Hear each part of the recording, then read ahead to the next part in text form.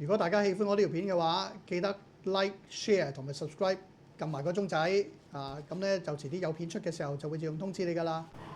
好，大家好，今日咧我拍片嘅日期咧12月9號，咁啱咧就日本嘅地震，咁啊青森縣咧就7.5級，有6點幾級，咁嚟緊咧都可能仲會有餘震啊，或者希望唔好有更加大嘅即係震幅啦嚇。咁因為咧好多人都係去日本玩嘅，咁啊所以有朋友咧就問我喂，依家啲 yen 抵唔抵唱啊咁樣樣？咁我可以同大家講下 yen 啊 ，yen 咧其實咧相對就其他嘅貨幣係簡單好多嘅。yen 咧其實就睇一樣嘢，就係加唔加息嘅啫。今年咧1月嘅時候咧，日本央行咧就放風出嚟加息。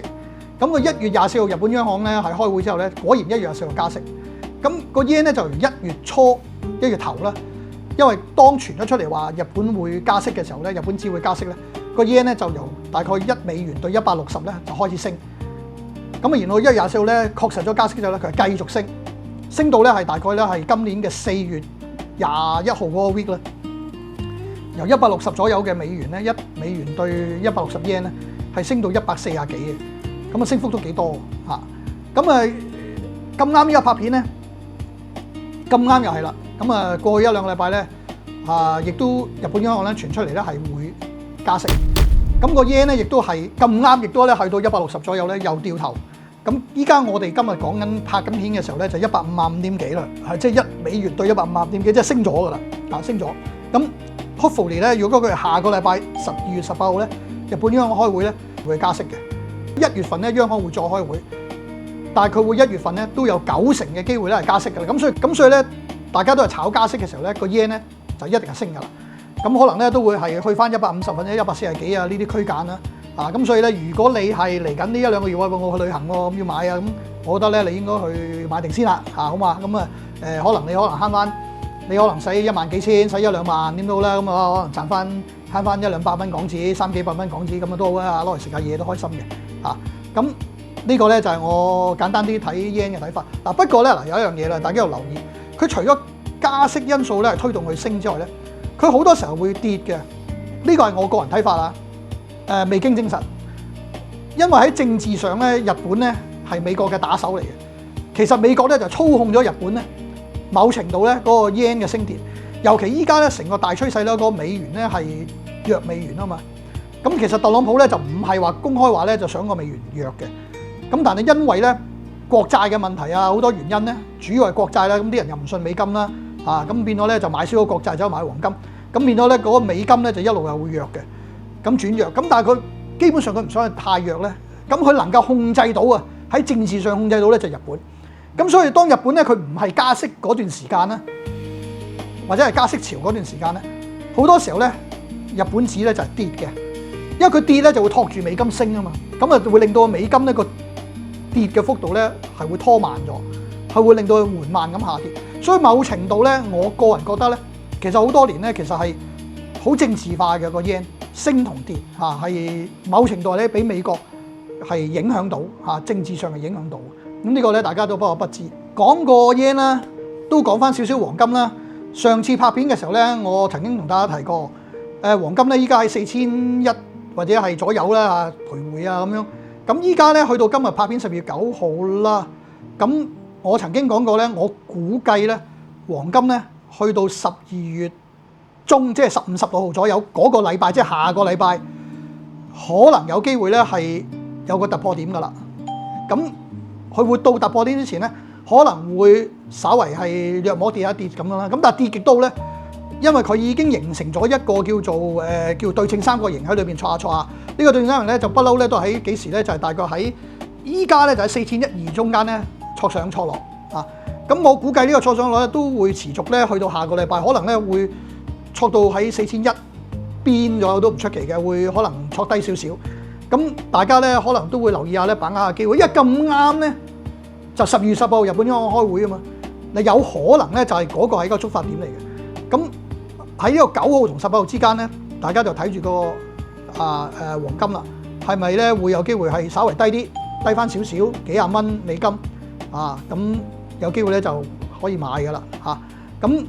買咗之後咧，正如我講啦，佢嘅趨勢就一路向上噶嘛，向咗上之後一路喺嗰度徘徊，咁徘徊咗一個呢個叫做對稱三角形之後咧，佢係會當佢有一個突破點，一突破咧，好大可能啦嚇，即係唔係絕對，佢會沿住原本嗰條路行，就係繼續上繼續升。咁所以亦都咧除咗有啲黑天鵝事件影響，突然間爆出嚟，令到黃金係倒頭跌嘅，而家跌得好急嘅。咁但係呢個可能性咧就係比較低嘅啦。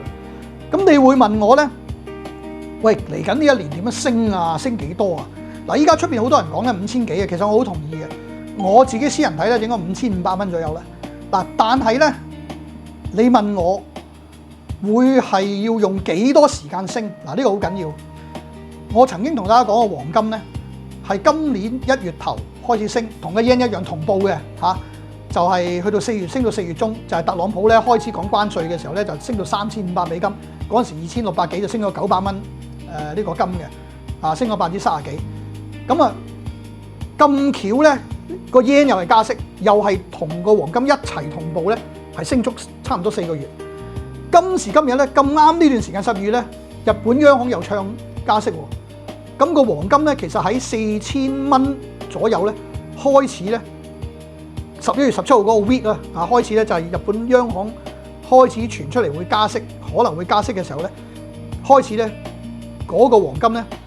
到今日都冇再見翻4000蚊啦，一路都喺4100、4200徘徊。咁所以咧，可能錯嚟錯去咧，最後都會同步咁樣啦，同住 yen 一齊咁上。其實 yen 同嗰個黃金咧就冇一個 correlation 嘅，叫直接相關嘅係數嘅。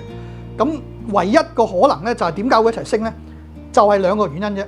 一係就一齊避險，有啲嘢要避險，譬如好似而家比特幣跌得咁犀利，咁啊好多人都覺得比特幣跌完未啊？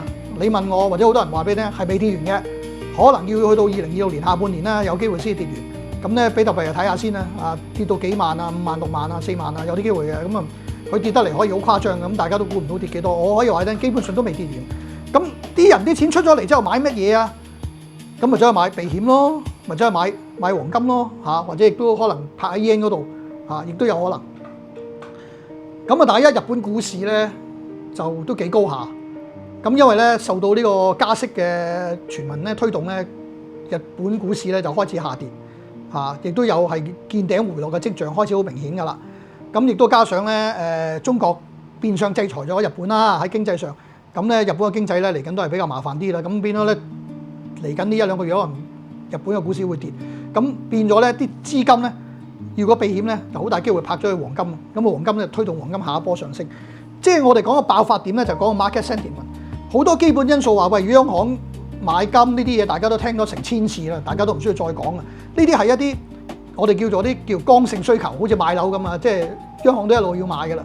咁變咗咧，呢個剛性需求咧係某程度唔係全部就支撐咗咧黃金係唔會點跌得好多。咁然後一啲其他嘅因素咧就要睇嗰啲 big player 啦，啲大嘅炒家喺個 market。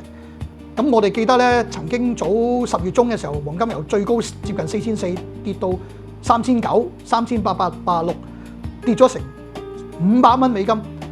咁呢個你話喂，點可能係央行？央行唔會沽啊嘛，央行淨係買啊嘛。咁點解咁急會咁跌咧？嗱，係有 big player 喺度咧推動嘅。咁所以咧，大家唔好以為咧黃金係冇炒味啊，黃金係一樣有炒味。而今時今日咧，亦都係咧係有啲 big player 喺度咧，係可以將個黃金咧冇高弄低100-200蚊係絕對唔出奇，或者200-300蚊都有可能。咁視乎當時嗰個 market sentiment 係咪可以做到咁樣樣嚇？咁大家咧就唔好以為咧係黃金淨係升唔跌啊，佢會有機會咧係回翻100-200蚊、200-300蚊係唔出奇。睇翻呢個10月中跌落嚟嗰下咁急跌500蚊咧，大家就知道。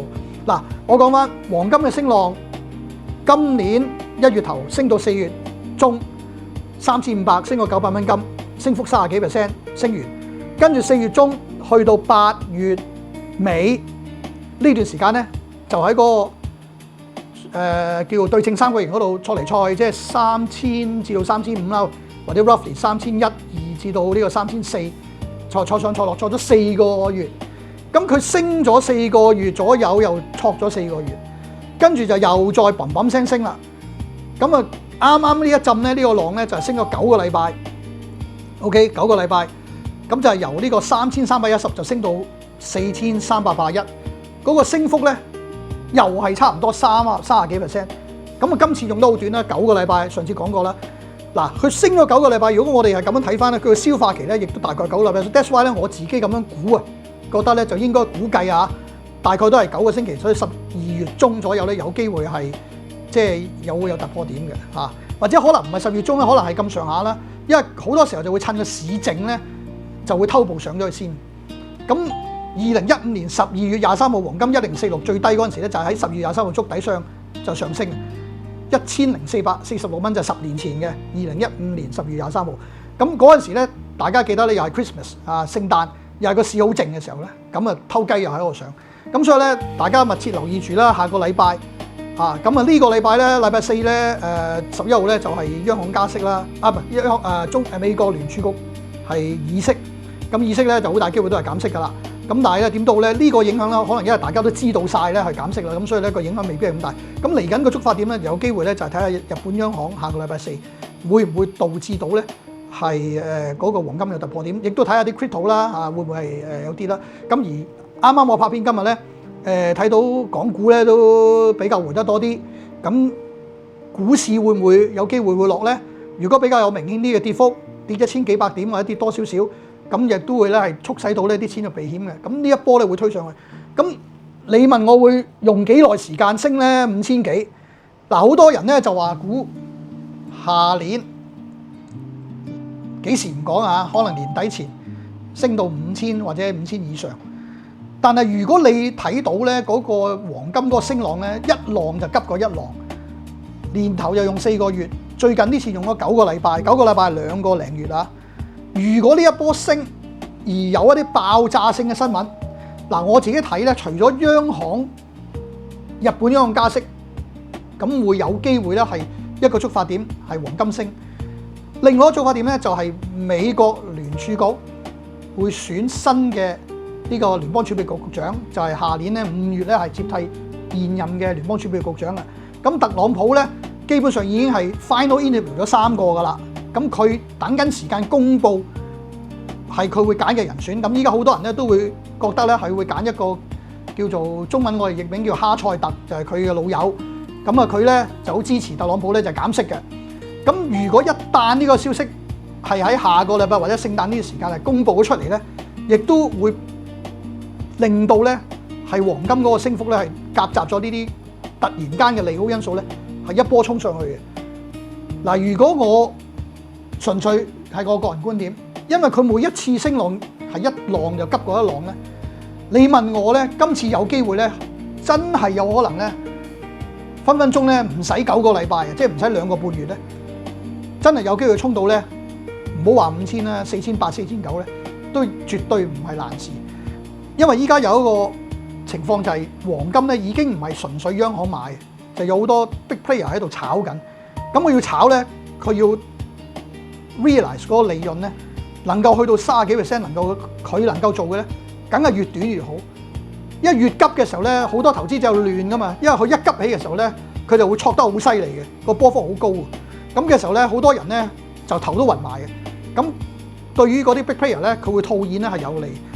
咁我會覺得咧有可能咧，如果真係升上去咧，未必使9個禮拜。咁換句話講，你睇翻咧就可能咧，真係1月尾2月咧，即係之前咧有機會咧呢個浪就升鬼完。升完之後點咧？到時先算啦，好嘛嚇？咁我如果真係可以咁急咁升咧，咁你係揸住紙黃金啊、實金啊咩都好啦，咁大家咧都可以咧有機會發新年財啦，係嘛嚇？咁呢個咧就係我對於日元同埋咧呢個黃金嘅睇法啊！多謝大家。如果大家喜歡我呢條片嘅話，記得 like、share 同埋 subscribe，撳埋個鐘仔啊！咁咧就遲啲有片出嘅時候就會自動通知你㗎啦。